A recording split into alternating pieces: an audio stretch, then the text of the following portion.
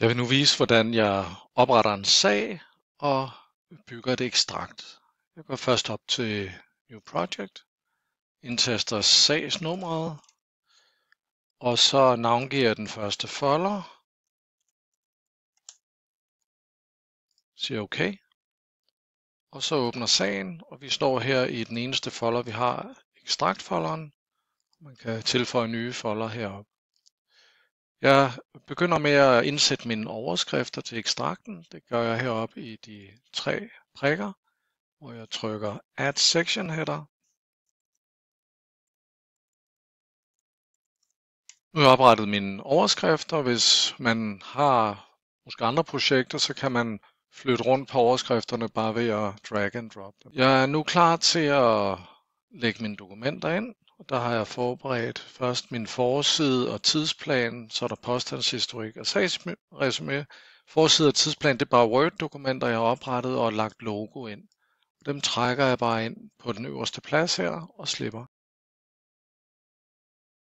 Word-dokumenter er nu konverteret til PDF, og jeg kan se, at min tidsplan skal lige op og ligge efter forside, så jeg trækker bare dokumenterne på plads. Som I vil se, så er de dokumenter, jeg trækker ind, de har et flueben her. Så vil jeg lige fjerne datoen fra forsiden her. Den har jeg ikke brug for. Jeg trykker Tab, så hopper jeg vertikalt ned. Så fjerner jeg tidsplans datoen. Så tager vi retsbogsudskrifterne. De kommer her. Og her der er jeg interesseret i at kopiere 5.10.2021 over i datokolonnen. De datoer, I ser herover, det er metadata, så de er uinteressante. Men jeg går op i de 3 prikker her, Document List Options, og her er der en meget central menu, der hedder Batch Edit, altså masse ændre ting. Jeg trykker på den, og der kan jeg så vælge, hvad jeg vil. Vil jeg omdøbe titler, vil jeg omdøbe bilag, eller vil jeg finde noget i titler? Det jeg vil nu, det er at finde noget i titler. Og der åbner den her menu op, og det jeg gerne vil, det er at gå ind og finde den her datoformatet 5.10.2021 og kopiere det over i bilagskolonnen. Der går jeg ned i mine presets her og siger, at jeg vil gerne finde det her datoformat. Så har vi fundet datorerne. Det vil jeg gerne kopiere. Det første jeg finder, vil jeg gerne kopiere over til datokolonnen. Visudox finder selv ud af, at det er en datokolonne, fordi jeg søger en dato. Ellers kan man gå ind og vælge andre kolonner. Og så siger jeg Edit, Close, og så står der retspor af 5.10.2021, og der står også 5.10.2021 i datokolonnen. Så har vi processkrifter. Dem trækker jeg også ind på den plads her. Og jeg kan se, at replikken skal lige trækkes op her. Og nu vil jeg så slette datoen i titlen, fordi det her skal jo blive til overskrifter i indholdsfortegnelsen. Jeg vil kopiere den over i datokolonnen og slette den herover i titlen. Og der er allerede markeret af, det er de her dokumenter, jeg arbejder med. Jeg går op i de 3 prikker, Document List Options, ned i Batch Edit og vælger Find in Titles. Og der vil jeg igen finde det her datoformat. Men denne gang, der vil jeg både kopiere det over i datoen, men jeg vil også slette første match, altså herude i titlen. Edit, Close, og så har jeg fjernet det her og flyttet det herover. Og så mangler vi bare bilagene. Ctrl A, træk dem over. Det første jeg vil gøre, det er at fjerne ordet bilag, fordi det er jo en titel på en kolonne, der hedder bilag, så det skal ikke stå i linjerne i ekstrakten. Jeg går op i Batch Edit, vælger Find in Titles, og her går jeg så ind og fritekstsøger på ordet bilag. Det var der. Og det vil jeg ikke kopiere til bilagskolonnen, jeg vil fjerne det. Og så trykker jeg Edit. Og det næste jeg vil gøre, det er at kopiere bilagsnumrene over til bilagskolonnen. Og I vil se her, der er både tal og bogstaver og adciteret bilag. Så jeg slukker mit søgeværktøj her, og så går jeg ind i mine presets, og der har jeg forskellige muligheder på at søge på tal eller bogstaver, men jeg har også en, der hedder tal eller bogstaver. Når jeg trykker på den, så finder vi både tal, bogstaver og adciterede bilag med både bogstaver og tal.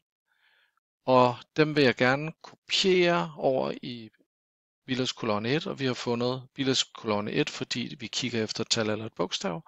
Og så vil jeg fjerne den fra første match herover. Så siger jeg edit, og så er den flyttet over her.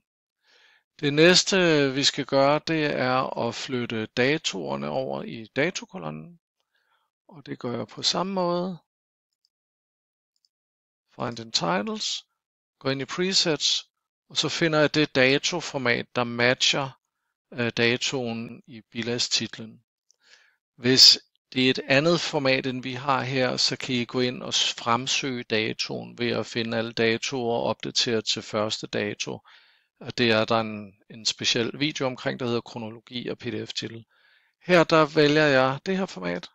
Vi finder alle datorerne, og igen så siger vi, at vi vil kopiere det over til datokolonnen, og vi ved, at det er en datokolonne, fordi vi søger på en datoformat. Jeg trykker slet første match, edit, close, og så har vi sådan set næsten det vi vil. Vi mangler lige at fjerne bindestregen her.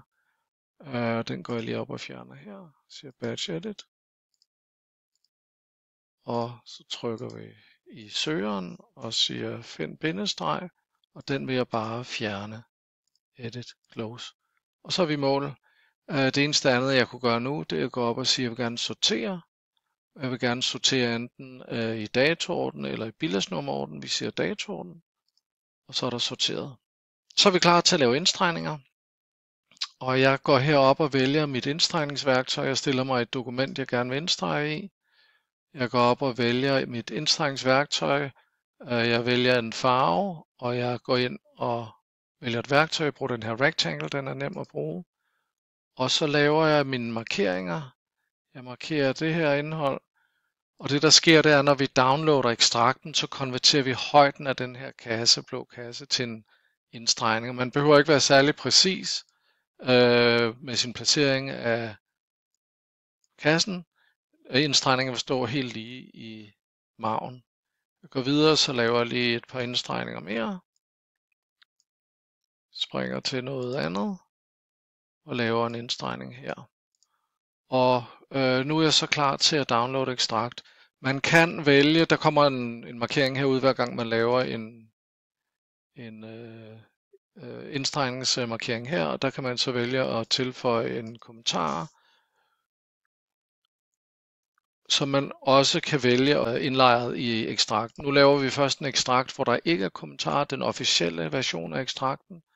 Der går jeg herop i mit download center, trykker document bundle. Her kommer min indholdsfortegnelse. Heroppe der er nogle. Her kan jeg ændre overskriften i indholdsfortegnelse, hvis jeg ikke vil have det, og jeg kan ændre titlen på alle mine kolonner. Jeg kan flytte frem og tilbage på dem. Jeg kan tilføje en ekstra kolonne her, hvis det er en ankesag for eksempel, der skal være nye bilag. Og hernede der har vi nogle klæder til opstilling af indholdsfortegnelsen, man kan vælge til andre ting. Herude per linje, der er en lille menu, hvor man kan gå ind og for eksempel fremhæve en linje i fed, og man kan gøre forskellige andre ting. Det vi gør nu, det er, at vi går op og kører den her lille download-menu igennem. Table of content, altså indholdsfortegnelse. Jeg vil gerne have en indholdsfortegnelse med. Datosproget er dansk. Det betyder bare, at der er punktummer herover. Hvis det var engelsk for eksempel, så vil der være skråstreger. Vi kører det i dansk. Så er der sideopsætning. Der vil jeg gerne have fortløbende sidenummer. Og der vil jeg for eksempel gerne have dem skjult indtil efter Table of Contents, altså indholdsfortegnelsen. Og så kan jeg vælge at få dobbeltside print her. Og så kan jeg også sætte mine sidenummer meget præcist og i forskellige størrelser og font og så videre. Det næste jeg gør, det er font settings. Der går ind og vælger den font, som ligger tættest på det mit firma anvender. Vi siger bare lige Open Sang her. Og så ændrer fonten sig. Og så går vi ned i Annotation Settings, og her der vil alle markeringer, der er lavet i de her farver, blive konverteret til indstregninger. Nu har jeg kun brugt den cyanblå, men ellers hvis jeg åbner den her menu og holder kontrol nede, så kan jeg gå ind og sige, at jeg fravælger nogle andre farver, så det kun er den her, der bliver konverteret til indstregninger, hvis jeg for eksempel havde lavet nogle kommentarer eller noget andet. Jeg kan vælge at inkludere kommentarer og highlights, det gør vi om lidt. Det jeg vil nu, det er, at jeg vil have linjer i dobbeltsidig margen. Det kan jeg få i sort eller rødt. Her er noget bundle information, men ellers så downloader jeg. Den kommer her. Der er bogmærker. Visudocs logo eller jeres eget logo ligger i toppen her, fordi det er i vores Word-dokument, der er konverteret til PDF. Så lægger vi blanke sider ind, så alle bilag alt starter på den højre side. Her kommer indholdsfortegnelsen, og der leverer vi logo indlejret i systemet. Indholdsfortegnelsen er hyperlinked, så hvis jeg vil springe ned til det første bilag, trykker her, så kommer vi ned på side 41. Og der er så de to indstregninger, som svarer til de to blå kasser, jeg lavede. Vi står på side 41, og hvis jeg går videre til side 42, så har vi flyttet sidetallet over i den anden side, fordi det er dobbeltsidig print, og der kommer de andre indstregninger her. Og det kører derudad. Så hvis man havde behov for at trække et nyt dokument ind, så kan man bare gøre det, så er der fat, så downloader man bare en ny ekstrakt, og så har vi styr på sidetal og indstregninger, det der allerede er lavet. Jeg vil nu downloade en version, hvor den her kommentar eller flere kommentarer er indlejret, og jeg går op og laver min ekstrakt, document bundle. Jeg går bare kun ned i annotation settings, og så trykker jeg inkludere kommentarer, og så vælger jeg også gerne vil have de her highlights, det er lidt nemmere at navigere, og denne gang der siger jeg vil gerne have klammeindstregninger. Og hvis vi går ned til vores ansættelsesaftale her, så vil I se, der er lagt en farvekasse ind, og der er klammeindstregninger i stedet for indstregninger i margen. Og vi står her på side 41, og der har vi så indlejret en side 41a, hvor den kommentar, der var til den øverste markering, den er indlejret, og der er datostempel.